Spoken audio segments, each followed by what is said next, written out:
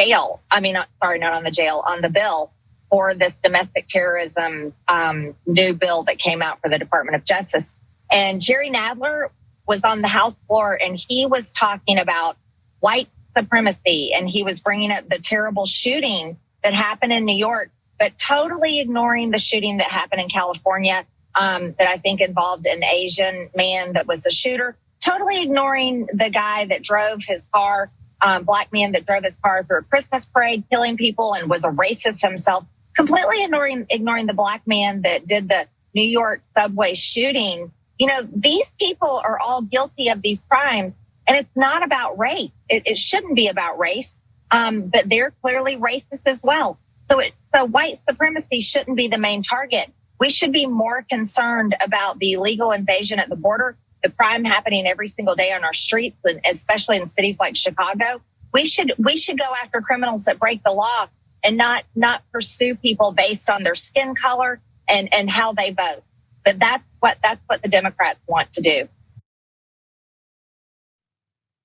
Marjorie Taylor Greene trying to stand up and stand for white supremacy. Let's keep it real, and not look at the problems that happen in our country when it comes to white domestic terrorists here. Because why focus on them? Now, I want you guys just first. I want to see the first collision of reality there in her statement as I think she's driving, which she shouldn't be.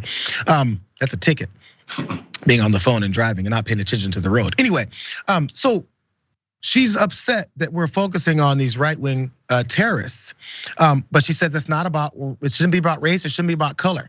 There was the Asian man who shot at people. There was the black man who drove his car through Minnesota. There's the black man who shot a bunch of people in the subway. I thought it was not about color, Marjorie. It's only about color when it comes to the people that you want to say are the racists and the terrorists, which, by the way, those are horrible people. So we have the rise of a specific kind of terrorism in the country and you want to ignore it, it sounds like you're in support of it. So this also might show us why you're in support of it. She tweeted this out the other day. Wonderful news. We should always preserve our history. And this is a story from the Daily Mail about how Virginia's school board is set to rename schools after Confederate generals. Is this not about race? Were Confederates accepting of all Americans? Did they think that black folks were humans? Those are the people that you're very excited about having schools named after. I wonder what they'll teach at those schools.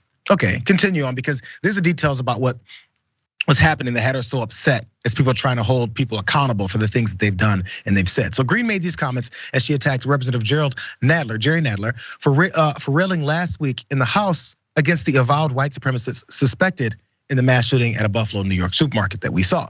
But race clearly is critically important in hate crimes. The FBI reported last year that the number of hate crimes in the US in 2020 was the highest in 2 decades, triggered by a surge in assaults largely by white men on Asian Americans, Hispanics, and Jews. There were 51 hate crime murders in America in 2019, the highest at that time since the FBI began tracking the toll in the 1990s.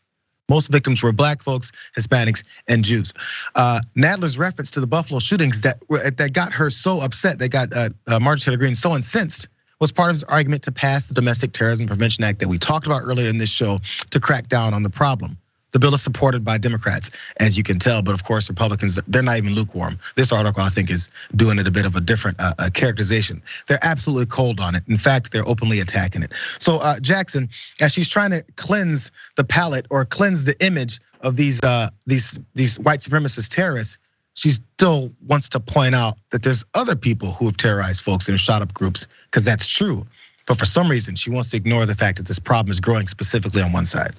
Well, you pointed out a few of her examples, but then she also said this shouldn't be about race. We should be more focused on the invasion at the border, the invasion of the brown people, and especially Chicago, which of course is, those black people shooting each other up in the hood, which of course she's just signaling to, as you pointed out. She wants to act like right-wing, white supremacist domestic terrorism is not an issue in this country. But keep in mind that millions of people in this country think exactly like her. And a lot of the time people will point out that she doesn't have any committee assignments, but she's still an elected official nonetheless. And culture is more powerful than policy at the end of the day, because policy is just an agreed upon set of ideals that people don't always follow. A lot of good people don't always follow the law just because they got to make ends meet. So the law is the law. And at the end of the day, this woman is going to drive a lot of people to the polls. So that's the reality of it. You said the law is the law and this woman's going to drive. The law is the law. Marjorie Taylor Greene should not be driving while she's doing that interview. Exactly. That's what you were getting at.